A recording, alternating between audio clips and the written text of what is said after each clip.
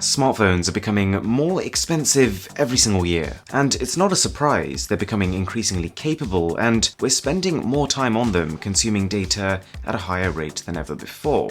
But there's a company called Volk Wireless who are building a smartphone that can call people and access the internet unlimited from anywhere and for free forever. That's a concept that I can get on board with, but let's see how it works. When you buy the Volk One smartphone, it comes bundled with one of the company's Volk wireless hubs. Kind of like a standard Wi-Fi hub, but instead of just being able to provide internet within a home, this hub can use radio frequencies to fire that signal up to a couple of miles away. And the signal can only be picked up by Volk phones, as they have a receiver built in. And so as long as you're in this range of a couple of miles, you can browse the internet and call people, all without needing a SIM card.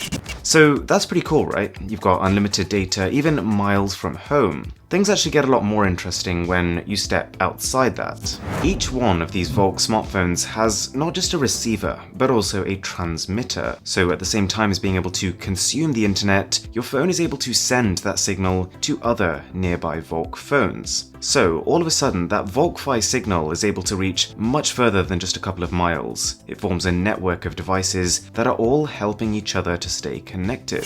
They've even developed rules just so that nobody abuses the system. Essentially, you're allowed to use as much data as you provide, with an extra 5 gigs on top of that per month as a buffer. You still have a phone number, so you can call landlines. Your signal could reach the most remote locations. And the most interesting and the most exciting thing about it is that it will get faster the more people use it, as opposed to just more congested like the current solution. The concept is new, and it's different, and people are skeptical. I'm skeptical.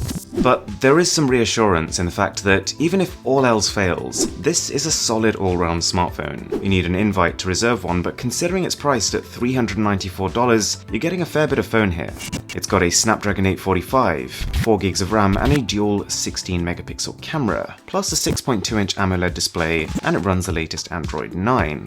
But, and you knew this was coming, I've got a few reservations. The whole concept of the phone relies heavily on having this network of users. The more people use Volk phones, the further that signal can travel from the Volk hubs. And basically this means two things. Number one is that if it gained some initial momentum, the potential is massive, and the whole system could even threaten carriers that have been going for decades. They've been running a trial in Hawaii, and the results so far look promising.